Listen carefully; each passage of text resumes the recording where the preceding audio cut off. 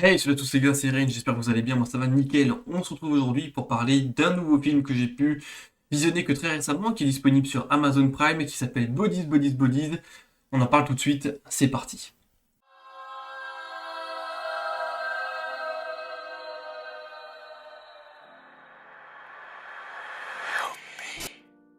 Alors, Bodies, Bodies, Bodies est un film réalisé par une réalisatrice qui s'appelle Alina Regine. Elle a fait quelques films. Ici, elle se penche sur la comédie horrifique en nous proposant ce nouveau film sorti en 2022 qui va durer à peu près 1 heure et demie et qui va nous mettre en scène plutôt une génération Z. On peut le dire, hein, ce sont des très très jeunes acteurs qui sont très ancrés dans un contexte actuel. Donc, on peut dire que là, c'est vrai qu'elle est partie sur quelque chose d'assez particulier.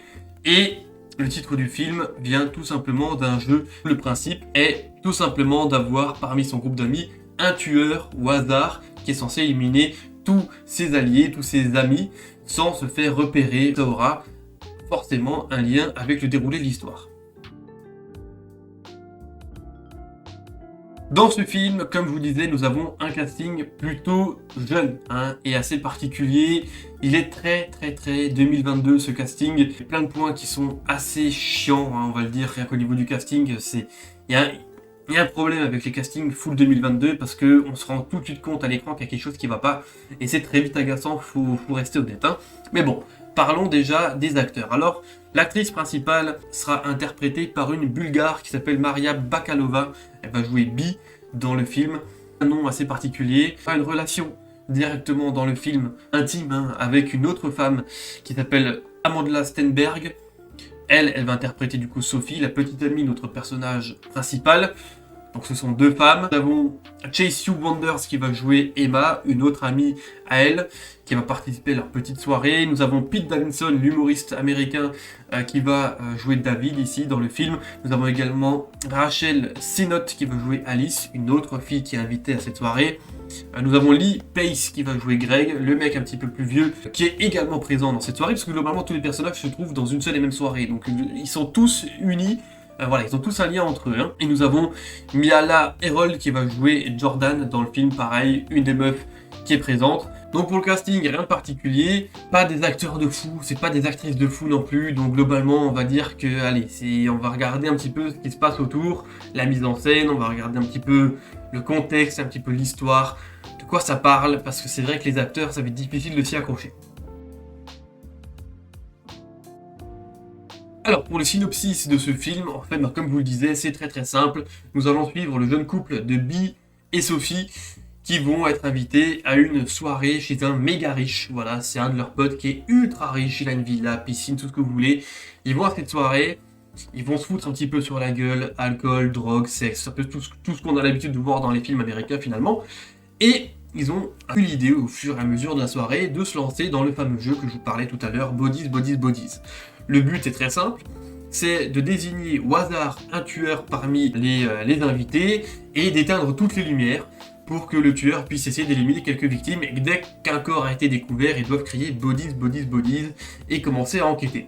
Sauf que ça tourne mal, vous vous en doutez, on est dans une comédie horrifique, puisque effectivement, il va y avoir un réel mort pendant l'extraction des feux, et du coup, tout le monde va se soupçonner un petit peu, tout le monde va se tirer un petit peu dessus, parce que tout le monde aurait peut-être quelques mobiles à être le tueur dans cette soirée.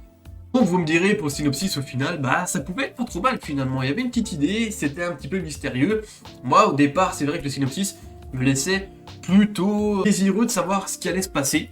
Et finalement bah ça a été compliqué, on en parle tout de suite. Pour mon avis sur le film, bah effectivement, il y a plein de choses, énormément de choses, qui m'ont saoulé à mort, mais dès les premières images, hein. Alors, vous allez me dire, Rain, c'était pas tolérant, un mec ignoble, peut-être. Non, non, mais sans déconner. La première scène commence avec une scène d'ouverture lesbienne.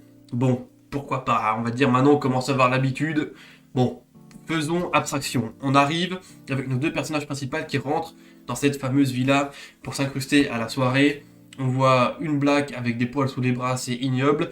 On voit la meuf au gros nibar qui sautille dans tous les sens mais qui est complètement conne. On voit les mecs qui sont torchés à mort.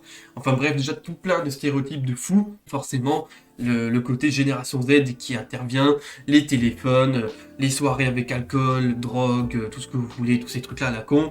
Bon, au départ, c'est très très compliqué de se mettre dedans.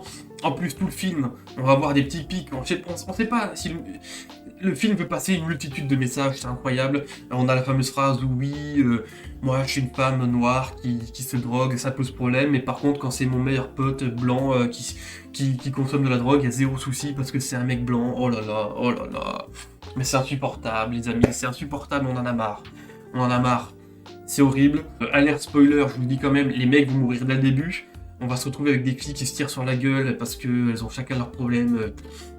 C'est nul. Enfin, c'est nul.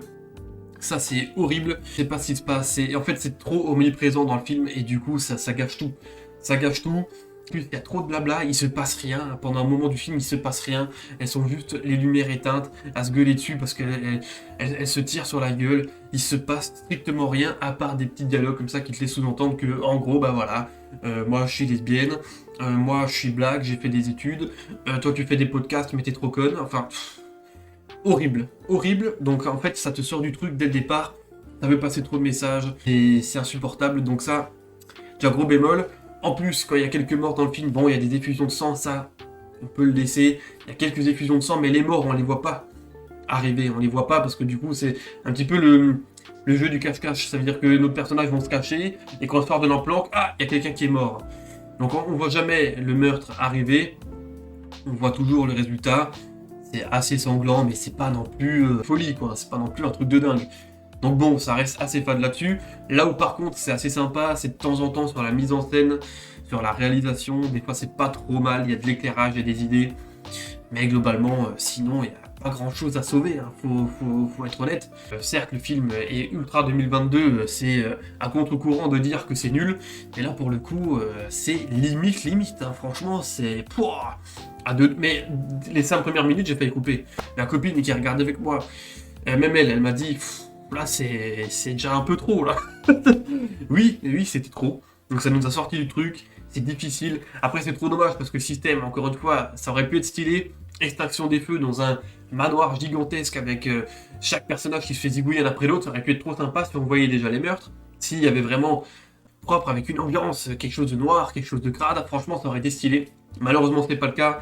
Après, il y a un petit twist vraiment sur la toute dernière fin qui est assez sympa, mais je l'avais prédit. Je ne l'avais pas prédit exactement comme ça, mais je m'attendais à ce que ça se passe de cette façon-là. Donc ça déjà, c'est bien dommage. C'est tout, un film plus que moyen, qui est disponible sur Amazon Prime, qui est dans la catégorie du coup LGBTQIA+, je sais plus comment ça s'appelle, donc vous pouvez le trouver facilement. Et puis bah voilà, c'est un film comédie horrifique, qui n'est ni marrante et ni horrifique, donc globalement on va dire que le pari est plutôt raté. Et en fait je m'étais lancé dessus parce qu'on me l'avait conseillé sur TikTok, et bah finalement... Désolé pour celui qui me l'a conseillé, mais c'était pas terrible, hein. J'ai pas passé un super moment. 1h35, c'était long, pour le coup. À un moment, on se fait chier, il y a des ventres mous, donc voilà. Malheureusement, je pense pas que cette vidéo vous donnera envie de voir le film, ça m'étonnerait. Mais écoutez, je me devais de vous faire cette vidéo-là quand même, pour vous parler de cette œuvre, de cette réalisatrice, qui est en plus produite par 1.24, hein, donc un studio qui est très sympathique, qui a produit pas mal de choses très intéressantes ces derniers temps. Mais celui-ci, pour le coup, c'est un petit loupé.